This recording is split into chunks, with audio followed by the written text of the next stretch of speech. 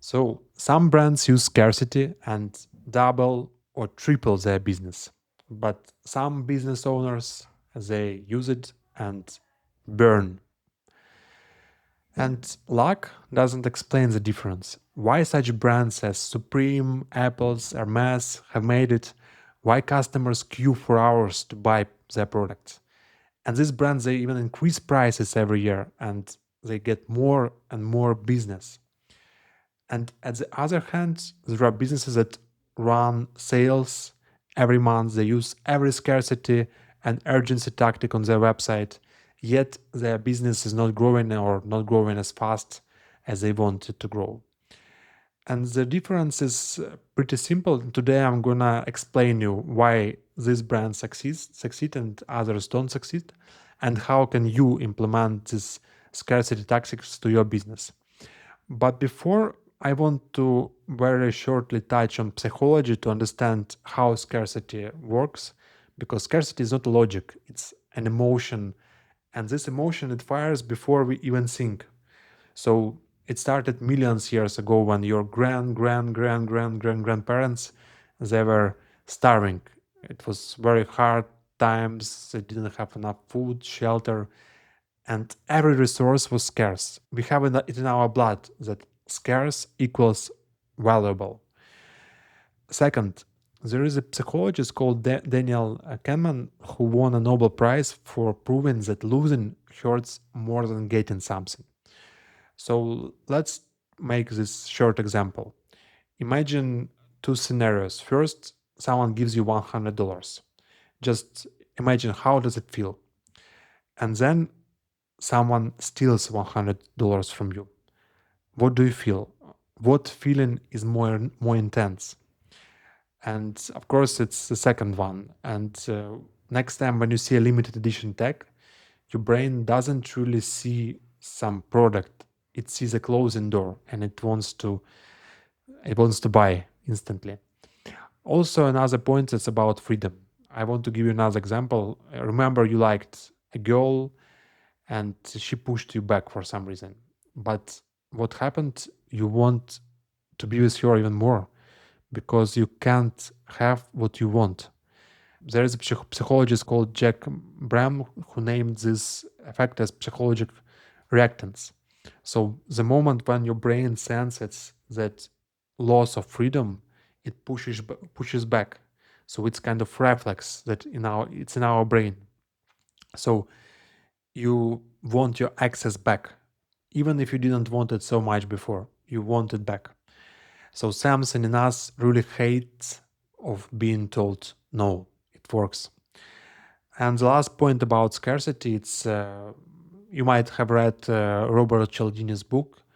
It's about social proof. So Robert Cialdini talks that when something is scarce, it means popular. So if only 3 left in stock, it means that others already bought this. So it must be worth having. And combinations of these all factors, it drives sales. So scarcity works. And scarcity works even when people know the trick, because feeling arrives first and logic arrives late. But what it has to do for you and how you can use it. Let me tell you a short story. A customer came to us and he had pretty decent sales. He was making around 500K in sales a month. He also had pretty good products, but underneath he had huge problems with his conversion rate, because at some point he decided to fake scarcity, and that had very bad impact long term. What happened exactly? When he decided to boost sales, he started to run a sale every month, and he used all possible scarcity urgency tactics to force people to buy. And initially he was very happy because sales were going up and customers were happy because they thought that they are getting a great deal. But eventually many of those customers came back to the website after a month or two and saw that the deal is still there and they have been fooled. So It's really damaged his reputation because first of all, some of people, they stopped buying off at full price because they wanted to have a discount and they waited for this discount and it always came. Second, many of them just stopped trusting the brand and they started to feel manipulated. And his trust pilot score, it dropped from 4.4 to 3.2. It's a disaster. And when you have this number of negative reviews, it's very hard to deal with that. So it's a very sad situation, but there is a way how to do it in a bit different strategy. And secret is very simple. Successful brands, they don't fake scarcity. They take scarcity and make it as a part of their business model.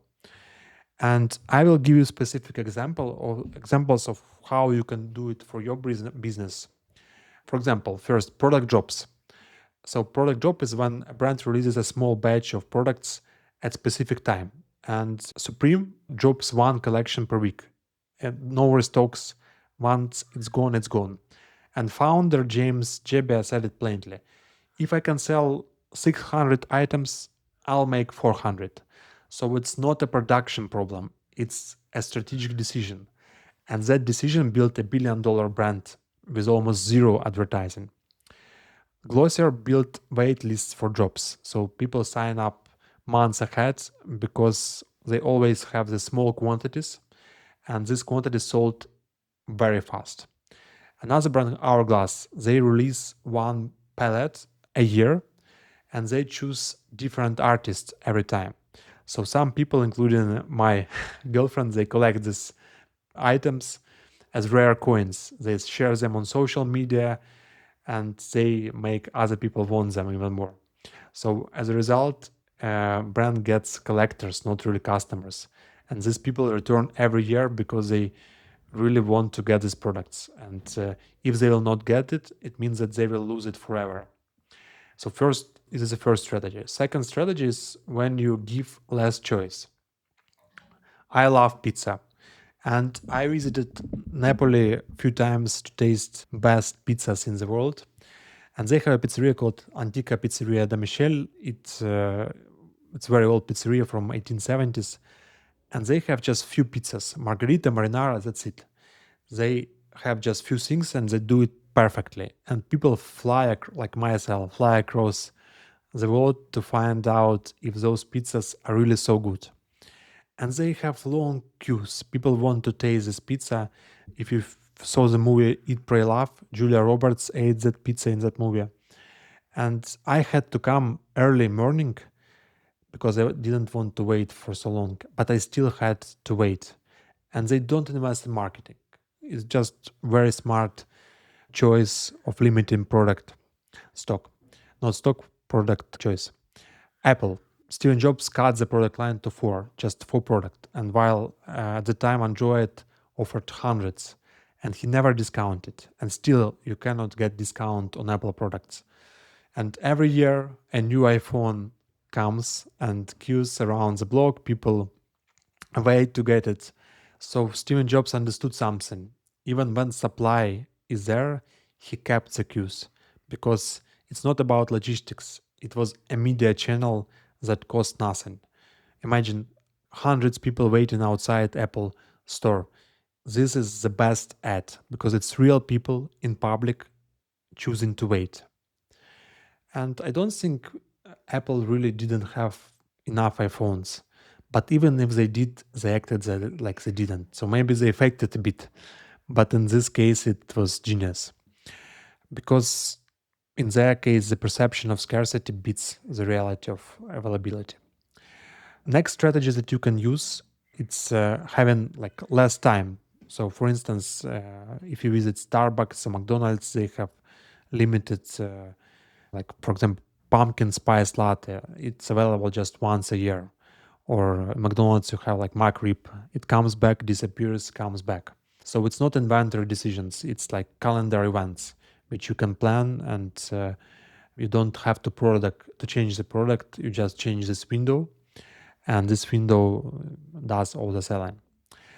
And last point, it's less access. Imagine Hermes Birkin. You imagine you cannot really buy a bag there. So you have to build a purchase history first. You have to cultivate a relationship with the sales associate. You spend months, sometimes years on other products, and then maybe you get offered a bag. So this is a very valuable investment because Birkin bags, they hold their value better than gold. So it's an asset. And they don't use any fake countdowns. They don't use anything fake because fake scarcity grabs people by the sleeve. You get the click, sometimes you get the order, but people will remember the grab. And real scarcity, it feels different. It's like I already said it, it's door closing and you want to get in.